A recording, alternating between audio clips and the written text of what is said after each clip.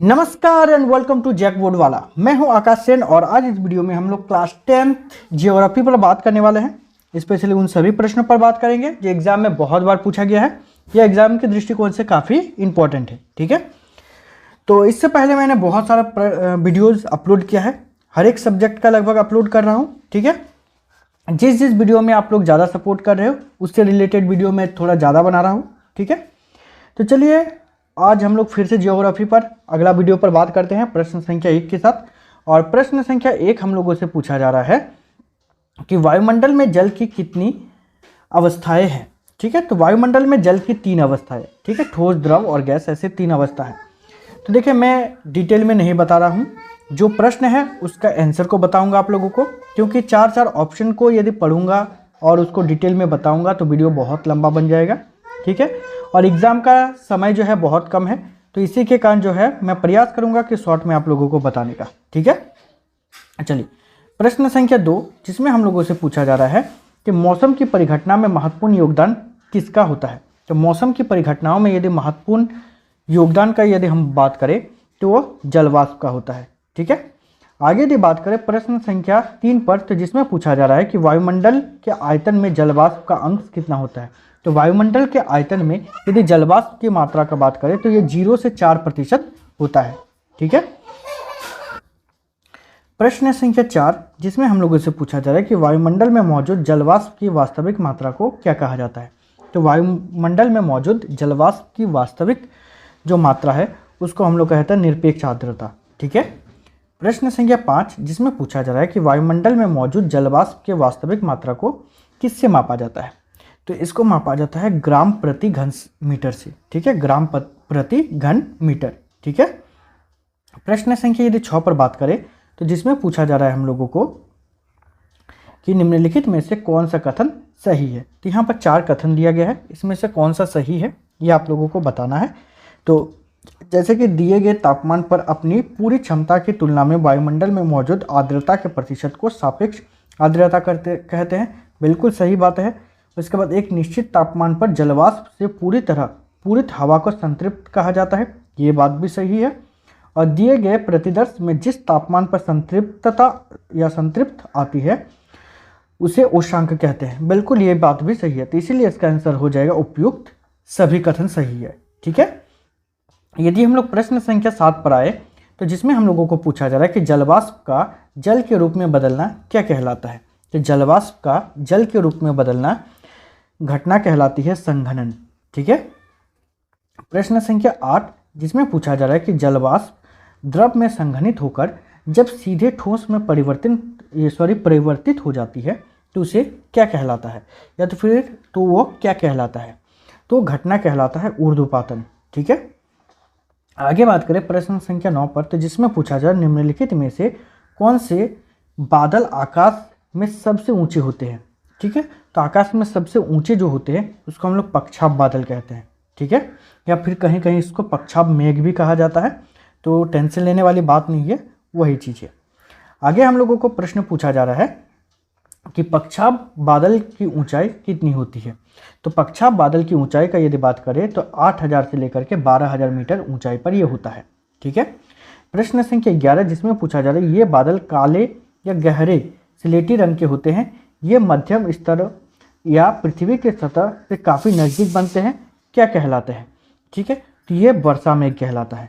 ठीक है, प्रश्न संख्या यदि 12 पर बात करें तो जिसमें हम लोगों से पूछा जा रहा है कि निम्नलिखित में से कौन सही सुमेलित है।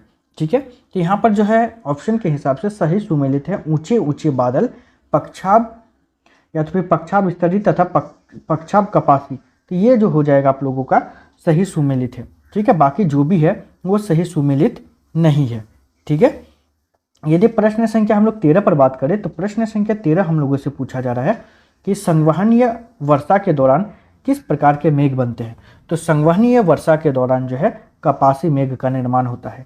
ठीक है, प्रश्न संख्या यदि 14 पर बात करें तो जिसमें हम लोगों से पूछा जा रहा है कि महाद्वीपों के आंतरिक भाग पर प्रतिवर्ष वर्षा की मात्रा कितनी होती है। तो महाद्वीपों के आंतरिक भाग पर प्रतिवर्ष वर्षा की मात्रा जो है वो 100 से 200 सेंटीमीटर तक होती है। ठीक है, प्रश्न संख्या यदि 15 पर बात करें तो जिसमें हम लोगों से पूछा जा रहा है कि मानव के लिए वायुमंडल का सबसे महत्वपूर्ण घटक निम्नलिखित में से कौन सा है?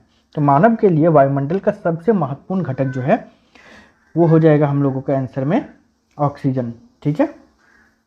प्रश्न संख्या 16 जिसमें पूछा जा रहा है कि निम्नलिखित में से वह कौन सी प्रक्रिया है जिसके द्वारा जल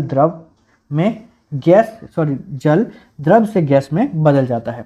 तो वो कौन सी प्रक्रिया है? तो ये हो जाएगा हम लोगों का वाष्पीकरण प्रक्रिया। ठीक है। आगे हम लोगों को प्रश्न संख्या 17 में पूछा जा रहा है कि निम्नलिखित में से कौन सा वायु की उस दशा को दर्शाता है जिसमें नमी उसकी पूरी क्षमता के अनुरूप होती है? तो इसका आंसर हो जाएगा आप लोगों का सापेक्ष आर्द्रता। ठीक है। प्रश्न संख्या 18 जिसमें पूछा जा रहा है कि वर्षा की मात्रा निर्भर करती है। तो वर्षा की मात्रा किस पर निर्भर करती है? तो इसका आंसर हो जाएगा वायुमंडल की नमी पर। ठीक है। प्रश्न संख्या 19 जिसमें पूछा जा रहा है कि निम्नलिखित में से कौन सा बादल अत्यधिक तीव्र वर्षा के लिए उत्तरदायी होता है? तो इसका आंसर हो जाएगा कपासी वर्षा। ठीक है। आगे बात करें प्रश्न संख्या 20 जिसमें पूछा जा रहा है हम लोगों को कि निम्नलिखित में से किस बादल का रंग सफ़ेद होता है? तो किस बादल का रंग सफ़ेद होता है? तो पक्षाप बादल जो होता है उसका रंग सफ़ेद होता है। ठीक है। प्रश्न संख्या 21 जिसमें हम लोगों को पूछा जा रहा है कि ओस का निर्माण निम्नलिखित में से किस ऋतु में होती है? तो ज़्यादातर शीत ऋतु में होती है। ठीक है। प्रश्न संख्या 22 पर बात करें तो प्रश्न संख्या 22 पूछा जा रहा है धरातल के संपर्क में रहने वाले सामान्यतः स्तरित मेघ को क्या कहा जाता है? तो इसको कहा जाता है कोहरा। ठीक है। प्रश्न संख्या यदि हम लोग 23 पर बात करें तो जिसमें हम लोगों से पूछा जा रहा है कि वृष्टि छाया प्रदेश किससे संबंधित है? तो वृष्टि छाया प्रदेश का बात करें तो यह पर्वतीय वर्षा से संबंधित है। ठीक है। प्रश्न संख्या 24 पर बात करें तो जिसमें पूछा जा रहा है कि निम्नलिखित में से तड़ित मेघ किसे कहा जाता है? तो यहाँ पर जो ऑप्शन है इसके हिसाब से कपासी वर्षा को जो है तड़ित मेघ कहा जाता है। ठीक है। प्रश्न संख्या यदि 25 पर बात करें तो जिसमें पूछा जा रहा है कि दक्षिणी अमेरिका के अमेजन बेसिन में वर्षा होती है। तो कौन सी वर्षा होती है या किस प्रकार की वर्षा होती है? तो वहाँ पर जो है संवहनीय वर्षा होती है। ठीक है। आगे बात करें प्रश्न संख्या 26 पर तो जिसमें पूछा जा रहा है कि शांत वायु या लंबी रातें, स्वच्छ आकाश तथा वायुमंडल में पर्याप्त आर्द्रता होने पर कैसी स्थिति होती है? ठीक है। तो उस समय जो है ओस की स्थिति बन जाती है। ठीक है। प्रश्न संख्या यदि हम लोग बात करें 27 पर तो जिसमें कह रहा है कि किस प्रकार के बादल के आने से सूर्य तथा चंद्रमा के चारों ओर प्रभामंडल बनते हैं? तो किस प्रकार का? ये पक्षाभ स्तरीय बादल जब आते हैं उस टाइम होता है ऐसा। ठीक है।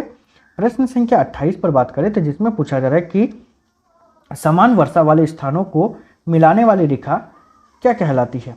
तो वो उसको हम लोग कहते हैं आइसोहाइडाइट्स। ठीक है। आगे यदि बात करें प्रश्न संख्या 29 पर तो जिसमें पूछा जा रहा है कि निम्नलिखित में से कौन जल चक्र का भाग नहीं है? तो यहाँ पर जल चक्र का भाग कौन सा नहीं है? तो जल योजन जो है वो जल चक्र का भाग नहीं है। ठीक है।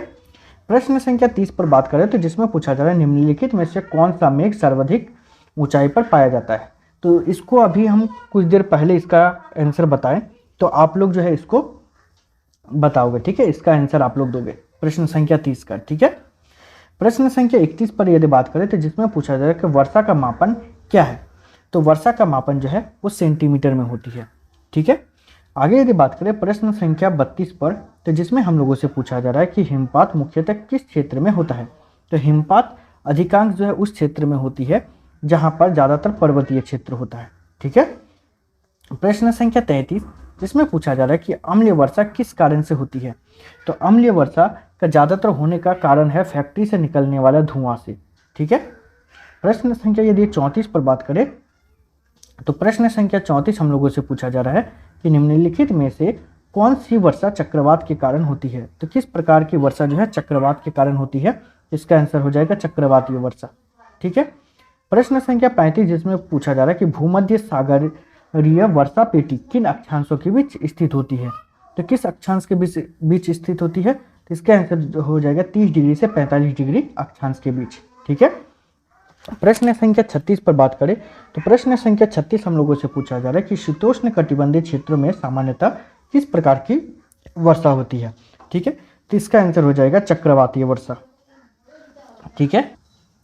प्रश्न संख्या 37 पर बात करें तो प्रश्न संख्या 37 हम लोगों से पूछा जा रहा है कि वायुमंडलीय आर्द्रता का मापन किस यंत्र द्वारा किया जाता है? तो वायुमंडलीय आर्द्रता का यदि हम लोग मापन करें तो इसको हाइग्रोमीटर द्वारा मापा जाता है। ठीक है।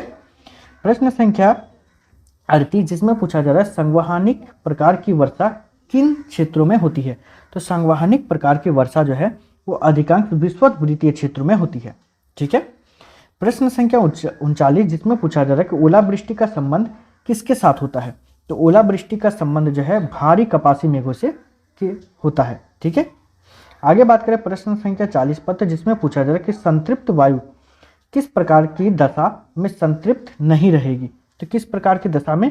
तो जब तापमान बढ़ने लगता है उस टाइम नहीं होती है। ठीक है। यदि आप लोगों को वीडियो अच्छा लगे तो चैनल को सब्सक्राइब कीजिएगा और मेरा मोटिवेशन लेवल को बढ़ाने के लिए अपने फ्रेंड के साथ शेयर जरूर कीजिएगा। ठीक है। जैसे जैसे मेरा मोटिवेशन लेवल बढ़ता रहेगा आप लोगों के लिए इससे भी अच्छा कंटेंट बनाता रहूँगा, इससे भी अच्छा वीडियो लाता रहूँगा। ठीक है। तो इस वीडियो में इतना ही, मिलते हैं नेक्स्ट वीडियो में, तब तक के लिए बाय, थैंक यू।